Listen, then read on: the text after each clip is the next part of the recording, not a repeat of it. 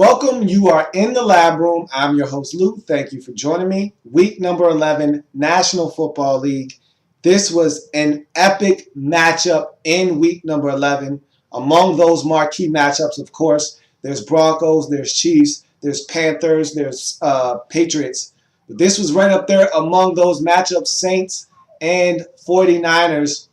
And this is a rematch of last year. These two teams played each other in the Superdome. 49ers were able to come out victorious in that game. These two teams played 2 years ago in the NFC Championship game, in the NFC Divisional Round playoff game. And that was an epic battle with Alex Smith and Vernon Davis going off in that football game for the 49ers. And that was a back and forth game. So these two teams know each other well, a little bit of history between the two. And these are two teams that know very well that, hey, we could see each other down the line, so this game matters. And again, in a season where you don't know what's going to occur, if you're the New Orleans Saints, you need to beat these guys. Just in case you slip up, the Panthers continue to play hot football, they take the division from you, and you got to find your way in via wild card. You need to win this game just to ensure that, hey, I hold a tiebreaker over you. Just in case it's necessary, I can pull that wild card out of my back pocket and say, hey, look, I own the tiebreaker, buddy. So you better get in line behind me because I already beat you. Same goes for the 49ers. Look, Seattle Seahawks are running away. Running away. They're running away with this division.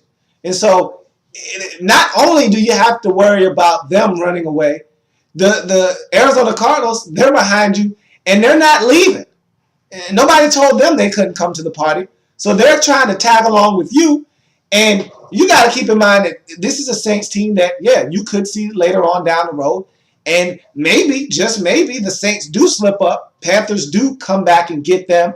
You already lost to the Panthers. So if you finish tied with them and it's over a wild card berth, they would get the nod over you. Same thing here. You need to win this game so that you ensure that if, in fact, you, and let's say you and the Saints end up tied at 10-6 or 11-5, and that's for a wild card berth, and the loser of that equation doesn't get in, which would be a travesty if two teams finished 11-5 and didn't get in, but that could happen, and let's say that it does.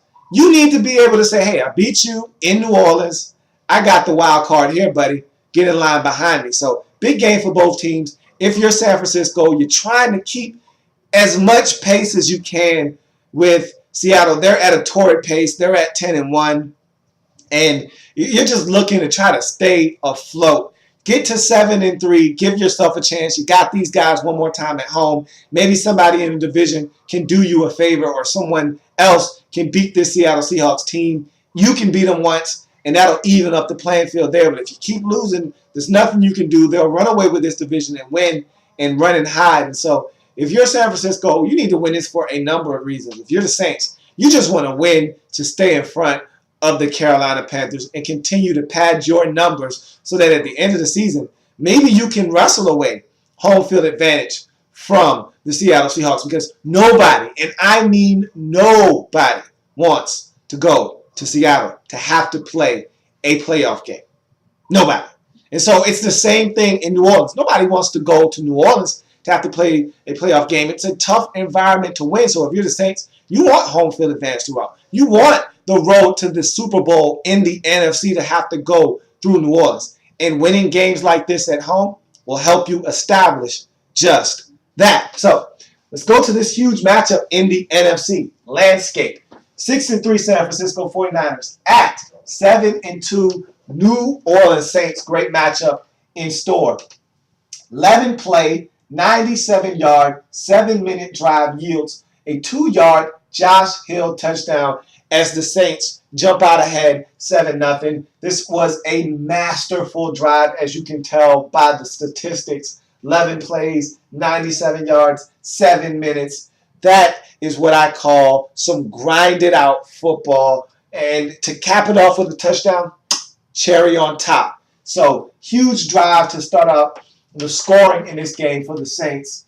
muffed punt, and they had all the momentum after that. After that touchdown, they go out, they get a stop, they force San Francisco to punt the football, and who knows what could happen. Crowds in the game, Saints are really starting to feel good about themselves, and this happens. Muffed punt by Lance Moore sets up 49ers in the red zone with an opportunity to score, and they do exactly that as Anquan Bolden catches a back shoulder fade from 11 yards out. It's 7-up. It's an up thing. So now it's not an up and 7, and all that momentum that they had out the window, one fell swoop with the muff punt by Lance Moore. We're tied up at 7 after the Bolden touchdown. Cap throws a pick 6 to Corey White, who loses control of the football out of bounds. Great hustle play by Cap to not give up. You made the boo-boo, time for you to make amends for it. He did exactly that by catching him. Corey White went to try to gather the football to extend it to get in the end zone. He starts bobbling it. It goes out of bounds. It goes out of bounds in the back of the end zone, which means it's a touchback. I thought the officiating in this game was horrendous. Okay? Starts with this play right here. This, to me, was an interception down by contact at the spot of the pick. There shouldn't have been any return here. Okay? He definitely made contact. I don't want to hear the nonsense about was he contacted before contact. He caught the football and he was contacted by the receiver on that play, Mario Manningham. He was down at that spot. The rest of that play should have never happened. They went to instant replay. They should have been able to identify that and come out of the booth with the right decision. I think they botched that one. It was just easier for them to leave it the way it was on the field. They were being lazy there. They didn't want to overturn their call. I didn't like that. That should have been Saints football at around the 40 or 45-yard line, and that should have been the Saints having an opportunity to score instead of the 49ers getting the football back with a fresh set of downs at the 20-yard line because of a touchback. Didn't agree with that call. Thought it was a bad call. Thought that the Saints got hosed on that one. Gore for 26. Then a pass interference call leads to a 55-yard field goal. Phil Dawson, this is why you brought him on board to kick 55-yarders. It gives the 49ers their first lead of this game at 10-7. Then an 82-yard kick, and this is on the ensuing kickoff. 82-yard kickoff return by Tavares Cadet sets up the Saints in prime real estate to answer the 49ers score. Two Pierre Thomas plays later sets up first and goal from the 1, and Jed Collins cashes it in. It's 14-10. New Orleans Saints up in this football game. And to me, that's the most underrated running back in the league. Pierre Thomas does it all. You want to throw it to him out of the backfield, he can catch it. He can get you yards after contact. He can run between the tackles. He can run outside. He can catch the football. He can pass protect on third downs. Whatever you need, Pierre Thomas can give it to you any way you need it. Most underrated back in the league. He strikes again, helps set up the Jared Collins 1-yard TD plunge. Saints take the lead at 14-10.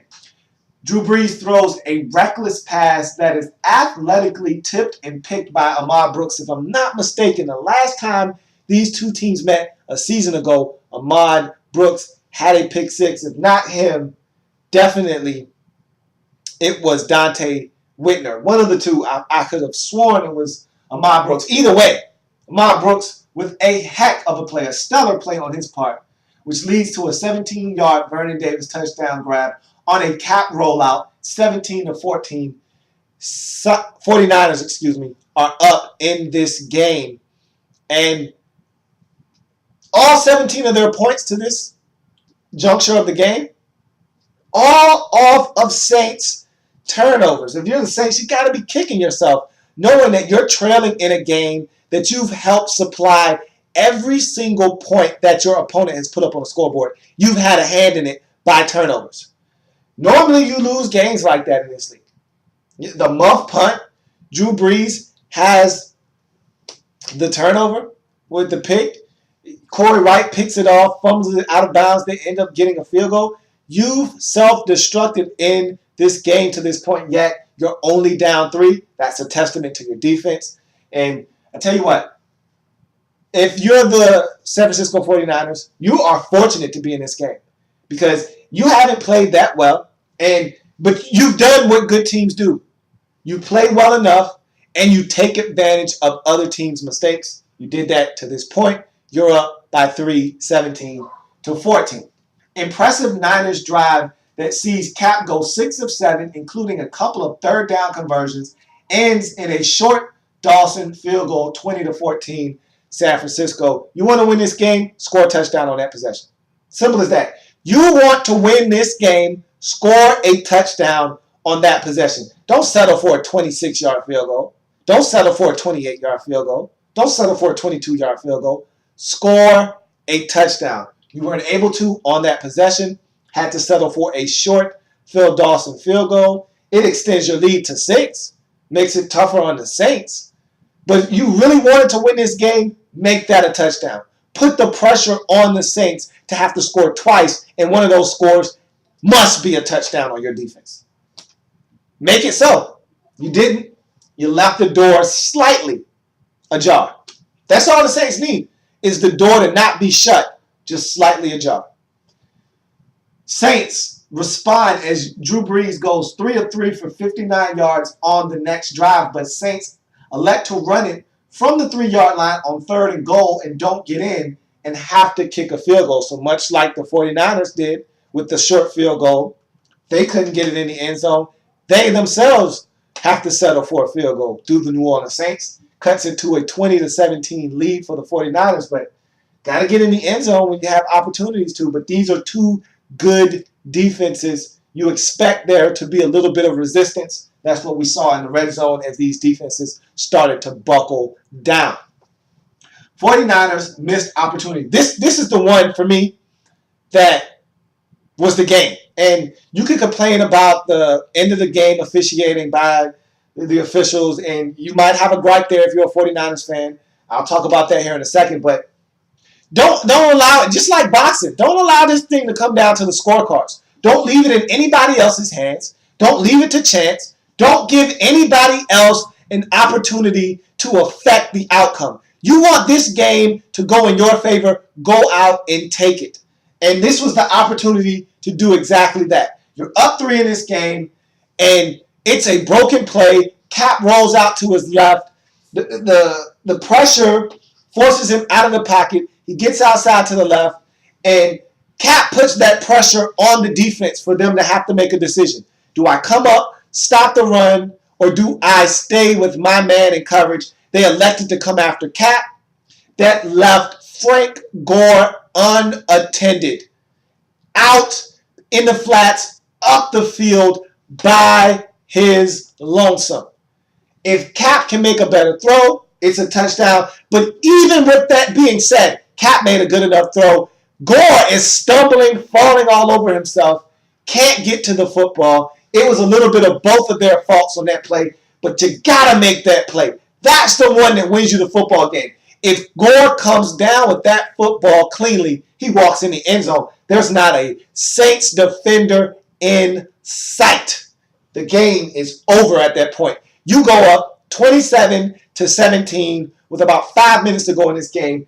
And the way your defense has been playing and the way the Saints have been struggling to get into the end zone, you got this one on ice, my friends. But that connection does not happen.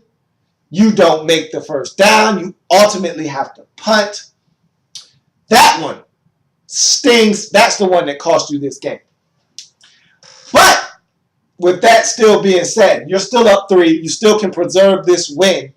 And you thought that you had done exactly that on the next possession. Ahmad Brooks forces a fumble recovered by P. Will, but personal foul, roughing the passer, blow to the neck, head area is called. What an egregious call this was. Not because by law it wasn't the right call. Look, guess you could call it a good call. And if you look at the picture that's attached to this video, it looks like a clothesline. But when he made contact with Drew Brees, it was at the chest. What do you want the guy to do? It was a clean shot. That should have been legal. I don't want to hear it. I don't want to hear any Saints apologists. I don't want to hear any guys that are technical with the rule book. None of that nonsense. That's a good, clean football hit. No malice intended. No helmet-to-helmet action. He did everything right.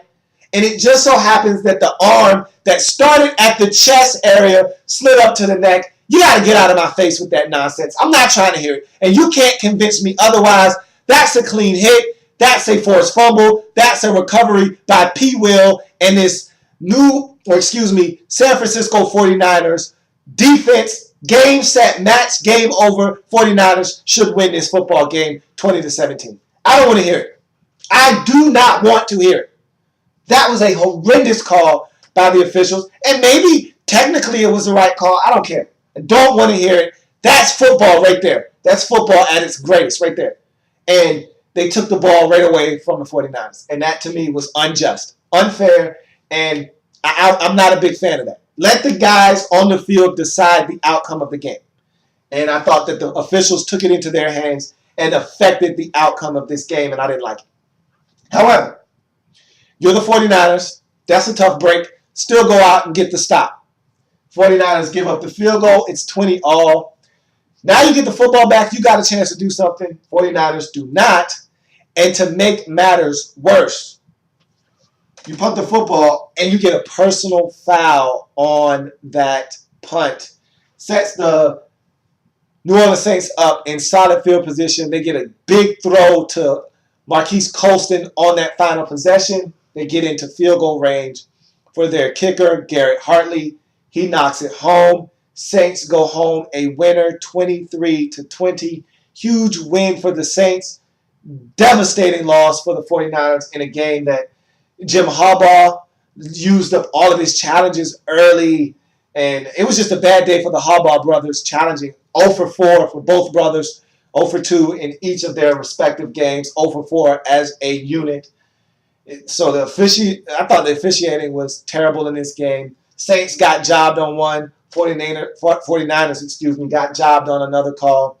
I just thought the officials had too much to do with the outcome of this game. Thought they had some trouble with some calls that I thought were clear-cut calls. And so you just hate to see a team lose a game that they worked so hard for because of a call like that. And it's subjective. Again, you could easily have kept your flag in your pocket on that one, or you could throw it. They elected to throw it. You could argue it's the right call. I'm telling you that I didn't think it was, and you can't change my mind otherwise. Thought the 49ers got a raw deal on this one, but again, you still had opportunities in this game. The officials didn't lose you this game, okay? You had opportunities in this game to win, and you did not take advantage of them, okay? So I can't allow this to be your crutch because you complete this pass to Frank Gore, you win the game. You complete a touchdown here when you had to settle for that Dawson field goal deep in Saints territory, you win the game probably. But instead, you elect to kick a field goal and you didn't complete that pass to Gore and you ended up having to punt. That proves to be the difference in the game. And I hear you. You were up 3. If you get that fumble, you probably win the game. But you could have put this game out of reach before then, and you didn't. So don't blame the officials. Blame yourself. But yes, the officials didn't have a part in this loss. But your part in this loss was much bigger and outweighs the impact of the officials in this game. You get it done. You take care of the business on your end. This is a different outcome. Big win for the Saints, okay? I said all of that to say this. Huge win for the Saints. Forget about the officiating. You made mistakes in this game. If you don't make all of these mistakes, you probably win this game going away. But you made mistakes, overcame these mistakes, and still won the football game. Now, I'll tell you what. You got to clean that up because you're at home. If this game were in San Francisco, you don't win this game with those turnovers. Those turnovers cost you this game if this isn't in the Superdome. But you caught a break.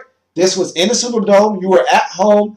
These turnovers didn't come back to haunt you. You won the football game. Got a little bit of help from the officials. That doesn't matter. You took care of business on your end when you needed to. You got the stops down the stretch that put you in a position to win this game. You got the field goals that ultimately tied and won you this game. You did what you had to do to win this game. Saints take care of business, go to 8-2 on the season with a 23-20 victory over the San Francisco 49ers. If you're the 49ers, you did enough to win, but then you didn't do enough to win, and you fall to 6-4 on the season. Tough loss. Now you got to win on Monday night in Washington, one that you're supposed to get. It's a trap game. Let's see if the 49ers can go to Washington and get back on track. So that's going to do it for this installment of In the Lab Room. I thank you for joining me. All eyes for the New Orleans Saints now turn to Monday Night Football as they'll be watching the Panthers and seeing what they'll be able to do and seeing how big of a lead they'll have going into these final stretches, because they got the Panthers twice in a 3-week stretch coming up here shortly. So they're going to be watching that Monday night game closely and attentively, seeing what happens in that football game with them and the New England Patriots. So I'll see you as I continue to break down week number 11 in the National Football League. Keep in mind, if it happens in the National Football League, whether big or small, we cover it all here in the Lab Room.